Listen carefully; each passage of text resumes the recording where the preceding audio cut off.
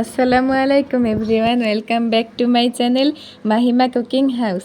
আজকে আমি আপনাদের তৈরি করে দেখাবো খুব মজাদার রেস্টুরেন্ট স্বাদের চিকেন উইংস। একদম ঘরোয়া পদ্ধতিতে রেস্টুরেন্ট স্বাদের খুবই অল্প উপকরণে বানানো এই রেসিপিটি। চলুন রেসিপিটি দেখে আসি। প্রথমে আমি চিকেনের উইংসগুলো নিয়েছি। এখন এতে আদা রসুন বাটা, গোলমরিচের গুঁড়া,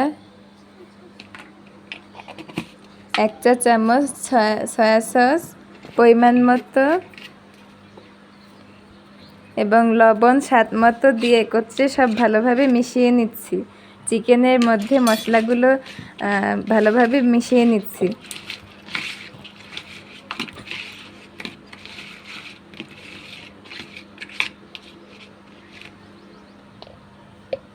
এবারে একটি পাত্রে 1/2 কাপ ময়দা, লাল মরিচের গুঁড়া পরিমাণ মতো ও স্বাদ মতো লবণ দিয়ে মিশিয়ে নিচ্ছি।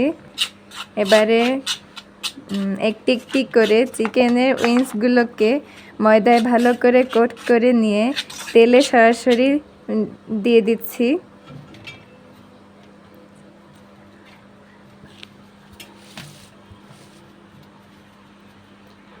কিভাবে করছি আপনারা এটা ভিডিওটা ভালোভাবে দেখলেই বুঝতে পারবেন।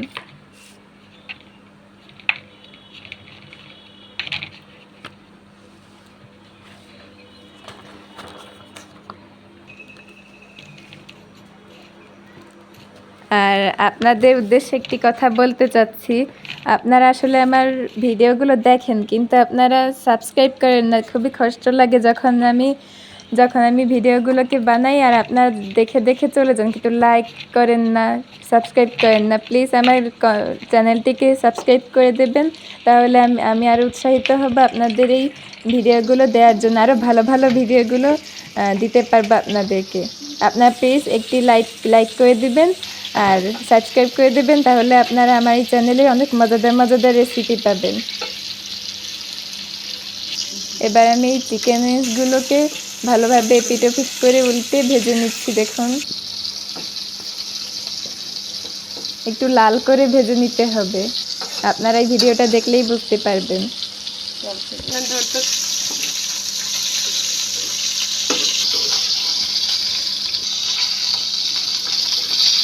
এবার আমি এই চিকেন উইংসগুলোকে উঠিয়ে নিচ্ছি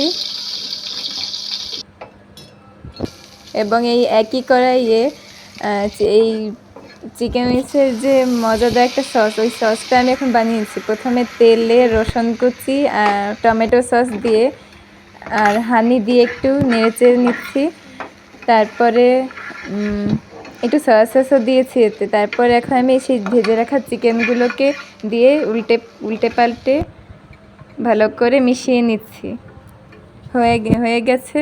এখন আমি এগুলোকে পরিবেশন করে নিচ্ছি। আর ভালো লাগলে আমার চ্যানেলটি প্লিজ সাবস্ক্রাইব করে রাখবেন আর লাইক দিয়ে ভালো করে পাশে থাকবেন।